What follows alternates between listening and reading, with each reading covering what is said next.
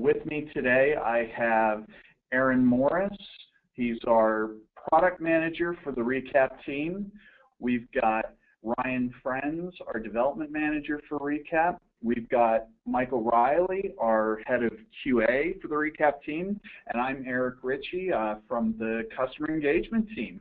So really the idea of this session today is to give you guys a chance to ask us some questions, you know, to kind of pick our brains a little bit and you know, really kind of get a chance to get, you know, those pressing questions that you might have taken care of.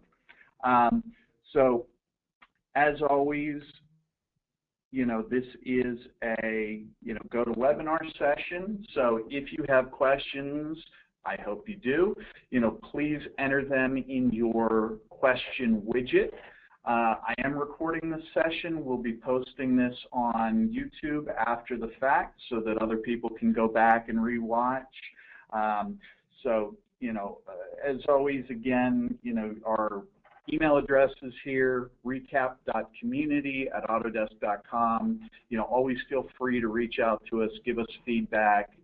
You know, if you have ideas for sessions, things you liked, things you didn't like, you know, whatever those may be. I also just want to show you real quick, in case you don't stick around till the end, you know, this is where you find that YouTube channel I mentioned, as well as Twitter, Facebook, you know, all of our other you know, social stuff. And so with that, you know, I've asked each of these guys to prepare a question just to kind of get things started while you guys are, you know, thinking of your own and getting them entered in. But so we're going to kick off with Aaron. So this question is all about, you know, the photo to 3D, this photo to 3D service we have as part of Recap 360, you know, when to use that versus laser scanning. Mm-hmm. Yeah, yeah, great question for myself. First off, thanks for setting this up, Eric. I want to make a comment on your title. You call it Ask the Experts. I'd say it's more like Meet the Makers, because I feel our customers are more better experts at stuff than we are. But yeah, this is a question I get pretty frequently, and I'm sure there's some related questions to it. But you know, from some of the people, especially early into, you know, using reality capture, reality data, you know, differentiating what's photo to 3D, when to use it over laser scanning. You know, what I tell people, generally speaking, and you know, anyone listening, please, you know, state the same. Photo to 3D, it is a great, cost-effective way of capturing 3D if the conditions are right. Conditions being, you've got nice lighting conditions, you've got a good camera, and you've got a lot of visual texture in the scene. So, you know, a lot of color, a lot of patterns, a lot of, you know, a lot of detail that the camera can latch onto. And you're also you're focusing on an object, a specific thing, whether that object be something on a tabletop or something the size of a building, or even a plot of land. Laser scanning, on the other hand, is much better. It's more consistent. It's good for those indoor applications. It's good for those high quality applications where consistency in your measurement, accuracy matter. And again, depending on from small to medium to large, there's a laser scan technology that works for you. Now, there is an obvious price difference between the two, but you know, generally speaking, if your accuracy, consistency, go with laser scanning. If you're looking for large area, cost effectiveness, photo to 3D under the right conditions. And one thing I will add to what Aaron said, you know, we also do have, you know, we have the ability to combine these laser and photo workflows together. You know, things like maybe filling in the roof of a scanned building or the context of the area around it from a UAV. You know, this is a much more in-depth topic, but you can check out, for instance, on our YouTube channel, which I mentioned, our last session was on all about combining photo projects from a UAV with terrestrial laser scans, including survey data and some accuracy measurements. So, I definitely encourage you to check that one out as well. So thanks, Aaron. And question 2. So Michael, we get a lot of questions about, can Recap do something, or, how do I, use this feature? What's the best way for people to really find information about, those sorts of questions, workflow problems, whatever? Sure, Eric. Well, whenever you first open Recap, the question mark icon that shows up near the New Project button links you to our help documentation. And I've tried to use a lot of help documentation of different products in the past, but I think that what we put together for this year really helps to walk you through a lot of the workflows. And the search feature on there, I've actually used it many times myself whenever I'm answering questions on the forums, to go there to find a lot of ready-made documentation that answers what people are trying to find. So it's definitely a good first stop whenever you're trying to find information, particularly about any of the newer features. And then, of course, if you don't find what you're looking for there, jump on the forums. Yeah, and that's a great point. The forums, everybody on this call, and then some, we're all, watching the forums and jumping in to answer questions. So, definitely feel free to reach out to us there as well. It's kind of an ongoing version of this session, if you will. So, yeah, thanks for that, Michael. Again, make sure the first place to look when you have a question, check that in-app help. We're really trying to build that out a bit more as we go. So the third question, Ryan. So this is, we're used to, products like AutoCAD, and people have highly customized workflows and things like that. So can you tell us a little more about what Recap does with regards to supporting workflow customizations? Yeah, so this is a question that I personally get a lot. So Recap, we're really starting to get into customization. There's really 3 different ways, 2 of which are available now. We have a program. It's called Recap Connect. You can find through our website that allows you to obtain some SDKs that can let you do 2 things related to file formats. One is called the Capture Codec Kit, which allows you to create a plugin for Recap that lets Recap read an arbitrary file format. So that would allow you to connect Recap to other systems or processes that you have that might be able to generate point data in some format. We also have a product called Recap OEM, which is really for the opposite of that. It's for integrating another system and giving it the ability to create Recap project data, so RCP data. So those are available now. Just go to our website for more information on that. Really, the best way to customize the workflow around Recap data is through the Autodesk Developer Network, and that would be in the downstream products like AutoCAD. Specifically, AutoCAD, Revit, and 3ds Max have some nice APIs that can be used to do custom things with point cloud data. Anyone who's a member of that network would know the type of thing I'm talking about. Certainly, feel free to look that up if you want to do any kind of custom processing or analysis or really anything with point cloud data. The other thing that's coming up soon that I wanted to highlight is for integration with asset systems and other enterprise systems. We have some features around annotation, import, and export that are coming soon to be able to, in a batch fashion, import or export notes, basically 3D annotations. All right. Well, thanks, Ryan. And so now I see some questions are coming in. We'll, kind of open up the line, and again, keep submitting questions. We'll try to take, as many of these as we have time for. So one of the first questions we have here is actually about Recap versus Memento.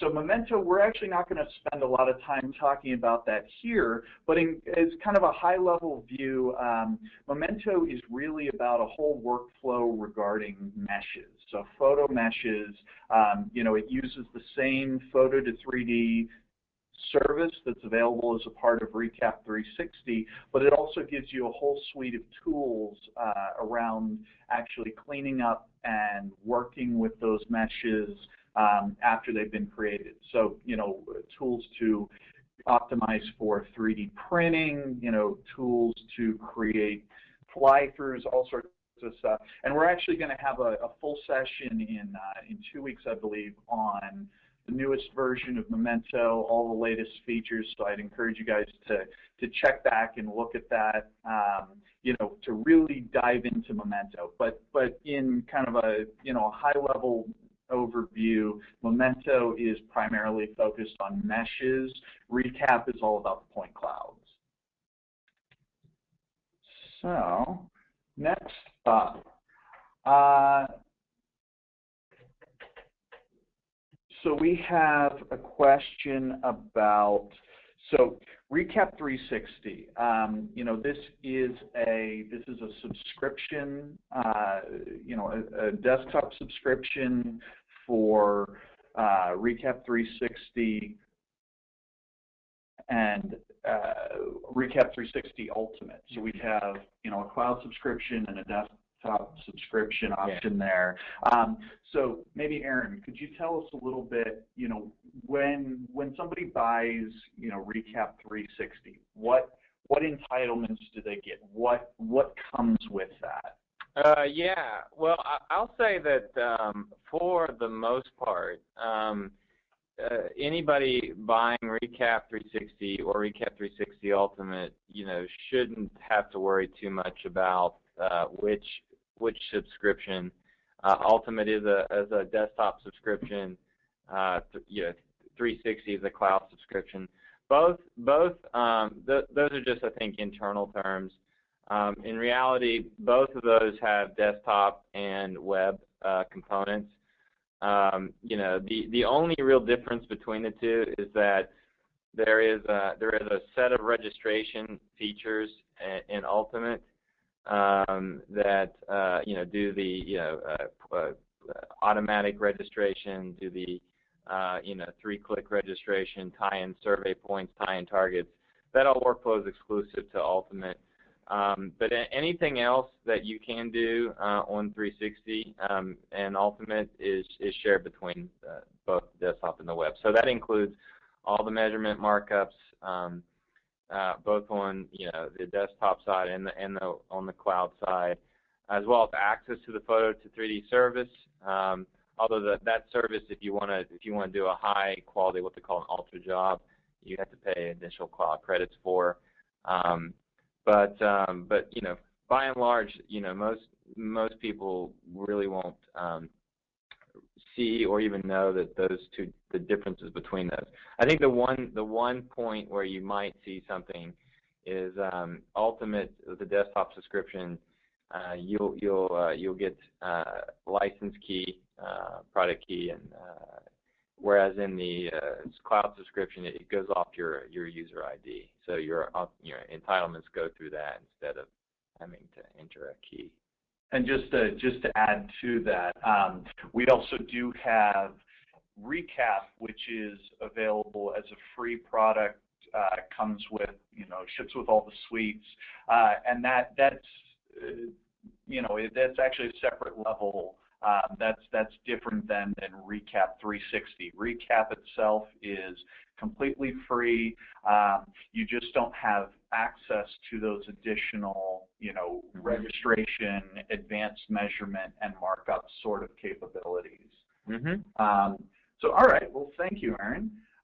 Next up, so we have a question about segmentation data. Particularly, there were some new features introduced with AutoCAD 2016 to make use of segmentation data. Ryan, could you maybe walk us through? This question is about, what do we need to do to be able to get these tools to work? You know, how is that data created? You know, et cetera. Yeah. So this is a kind of a big topic. So AutoCAD has built some nice features that around snapping to the point cloud, doing some dynamic UCS stuff. Those features were built on some recap engine features that only are available for certain file formats. For the most part, these are what we call the structured file formats. They're the same ones that support registration and real view and things like that. Basically, any scanner on a tripod will probably work. Where people can get tripped up is in translation. So what I mean by that is it's not just about the data, it's about the format. So for example, if I create a data set from those formats, but then I export it to, say, a different format, PTS, something like that, that information can be lost. So if I then took that file and tried to bring it into AutoCAD, I might not have all of the feature set. I do want to note, so in general, all of the popular scanner types will work completely with this workflow. The one thing I do want to note is that there is a known issue with unified export. So if you create a data set, with, say, a Faro or a ZNF scanner, and then export it in a unified fashion, that file may not work in AutoCAD for these features. It'll work fine otherwise.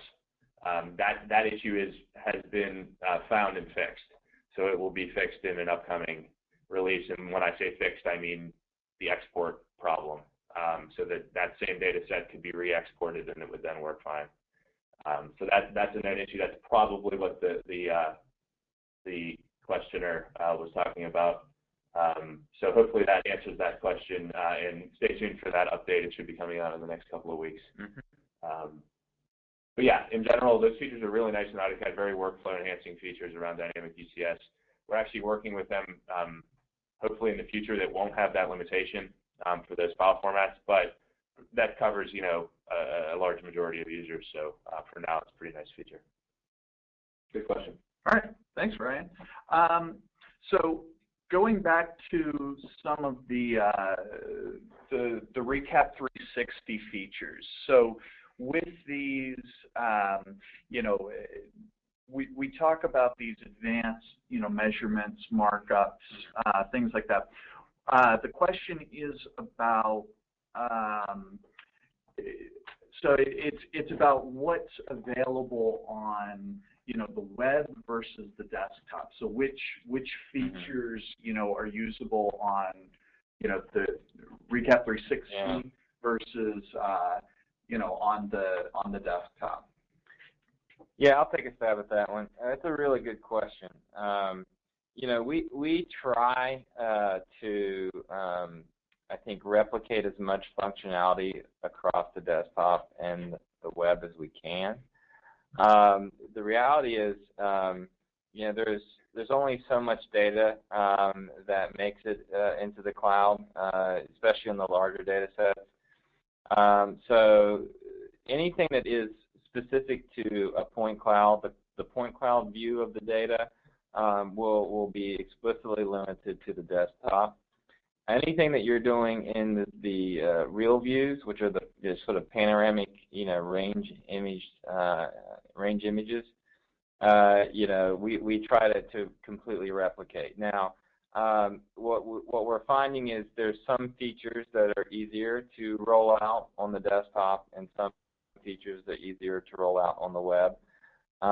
You know, there may be ones that come out. I in fact guarantee there will be features that come out that lead on one or the other, specifically in measurement, where, you know, we'll make it accessible in the web only, sometimes in the desktop only. Actually, is that true? Like, I think everything is exclusively in the desktop, and then we try to migrate to the web where we can.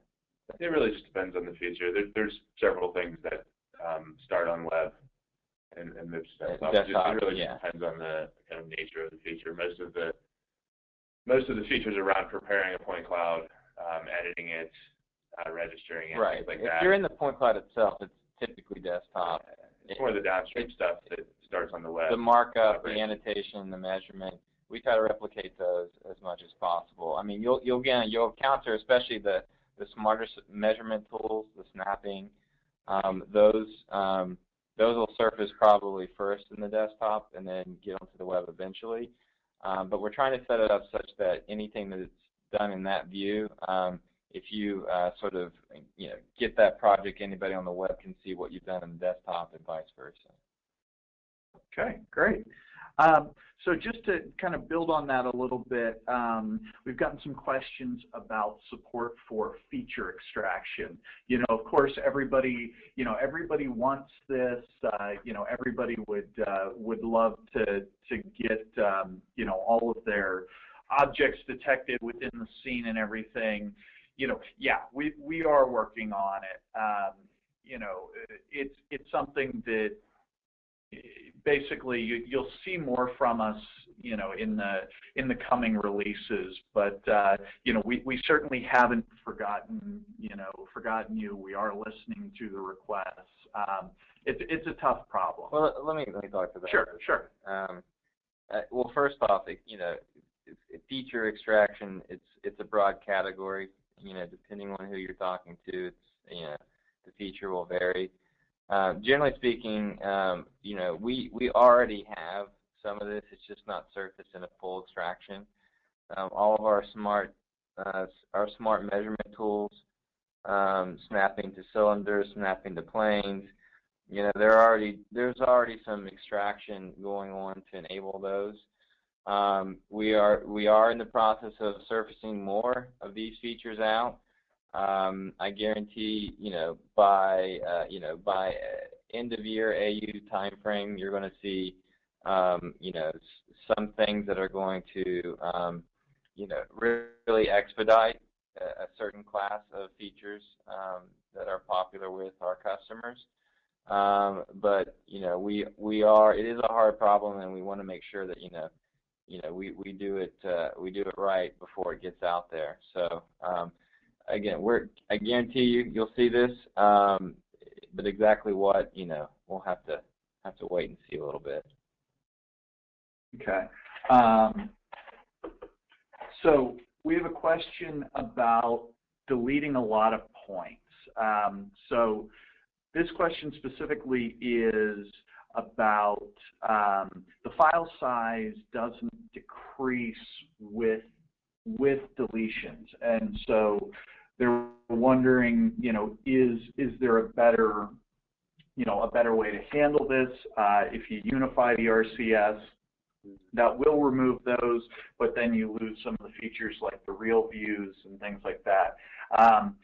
There actually is something coming in the near future to deal with this issue. Yeah. You guys like to take this one? The topic of kind of segmenting the data set as a whole, as opposed to just the point cloud, is an interesting question. It's something we've talked a lot about. I think there isn't a great workflow for it now. I think in the past we've kind of treated that the export tools are really about connecting recap to further downstream in your workflow to other CAD packages, other systems. So a lot of as the person says, a lot of the features don't come with that. It's just the points. There are a lot of features in the AutoCADs and the Revits around working with that data, but you don't get everything. The only suggestion I would have is there are ways that you can assemble, you can use, there's ways that you can treat segments of your data set as separate projects, and then use shared coordinates to make sure they're on the same coordinate frame. I would, there are some workflows around there that could work to help kind of limit the scope of each piece of the data set and keep all of the features. So I would suggest maybe looking into some of our documentation on how to use grid coordinates or survey coordinates to align data sets for now. I think moving forward, I think we're definitely looking into better ways to, in a systematic fashion, break up and work with different pieces of the data set, and that's definitely something we'll keep under consideration. In this question, there was a little bit of a mention of deletion, though, right? Yeah. Well, the way I read this is that deleting just hides the points. It doesn't. Yeah, it doesn't. You're right. It doesn't get rid of them. So I think and that's actually, as Eric said, that's something that we're directly looking at is kind of more of a shrinking delete. I thought. I was going to mention. That would definitely help. I don't think that's the best solution to the problem of segmenting a project, though. So because you don't really want to remove those points, you just want to hide them for value. It's a good question. So this also kind of tees me up. So I actually have a session that we're going to be presenting on the 22nd of July with a customer where he's going to walk us through how he handles exactly this sort of use case. Talking about large projects with hundreds of scans, how he breaks these up into smaller chunks, what his workflow looks like for dealing with that. So that's actually a perfect segue into kind of pitching that session as well. As I said, that'll be on July the 22nd, and you should see a registration link on the website probably later today to sign up for that one if you're interested. Let's see, what else do we have? And we still have a few minutes, so feel free to continue submitting questions. We'll try to get through as many of these as we can. So one question is asking us to kind of spill the beans on all the new stuff we have coming. Well, that's a nice try. We're not gonna give away all our secrets, but all of us, we can promise you that we have some good stuff coming that you're going to be excited about. If you have specific, feature requests or anything that you are interested in, we have the idea station on the forum, and that's a list where we can get people to submit these and vote up on what other people like and all of that. So it's a good way if you have suggestions, ways to make Recap better, go online and feel free to submit those. Yeah, and just to touch on a few of the specifics, just browsing the questions here. People asking about Revit features, specifically Recap metadata like regions, shape, views, scan positions. That's all. Those things all evolve at their own paces. The different products. I would, we support all of that. By we, I mean the people that make Recap. I would definitely. We'll certainly forward those comments. I would encourage you to use, to talk to your Revit sales rep, your Revit forums about that. The registration enhancements, I think the main thing to look out for there is performance, and specifically in large projects. So we're really hoping to make some improvements around speed, memory usage, all of that stuff. We've fixed some nice, made some nice fixes, I should say, around some edge cases with auto registration. Is there any way to remove color and use black and white mode? That's actually on the plan. It's on the so I would look out for that in the next. It's like not probably the next one, but the one after. Yeah, it's coming in. So this is the idea where if you have a bad color capture, whether that's because of low light or washout, or, maybe somebody walked in front of your scan. Yeah, we have good support for that in 3D mode, but in registration, which uses the real view, we don't right now, and that's something we're working on. There was one other one here too. I guess that's it. Alignment to CAD data. That's something we've heard a few times. Definitely useful. I think our approach so far has been kind of the basic broad support for alignment, which means known points. So that we have a lot of people that are aligning to CAD data in that fashion. So basically get the point info from your CAD system on a corner or something, and then align to that. All right. So I'm just going to wrap this up. We're out of time. There is one other question that I'm going to touch on briefly, just because I think it's a good segue on training materials and additional information. Well, I do want to ask one thing, because like I said, I'm seeing some fantastic questions from the audience here. Some of these, I'd like to get them into our beta programs, especially the ones asking about future features, because in that beta program they'll get to try out some of this before it hits the market, and would love to get this kind of feedback. So, Eric, how can they get into the beta?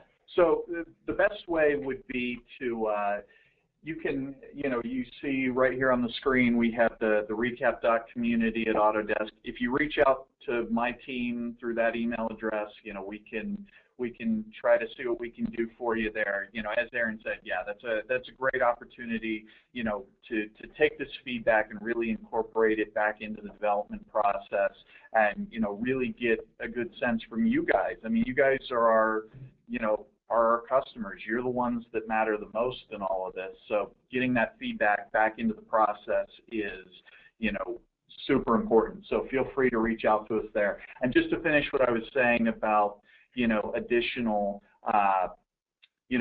more information about recap and, training sorts of materials and all of that, that's something we're working on. We don't have an official training program right now. These sessions, we run these every 2 weeks to talk about, specific features, workflows, questions. Feel free to reach out to us and let us know if there's something you're looking for. We're also working with resellers to always, build out our training and our education that way. So with that, I'm going to, once again, one last time, just show you where you can find all of these different things. And just in general, thanks everybody for your time. Thanks for joining the session. Thanks to Aaron, Ryan, Michael. Thanks for spending a little bit of your day with us. We appreciate it. Thank you. Thank you.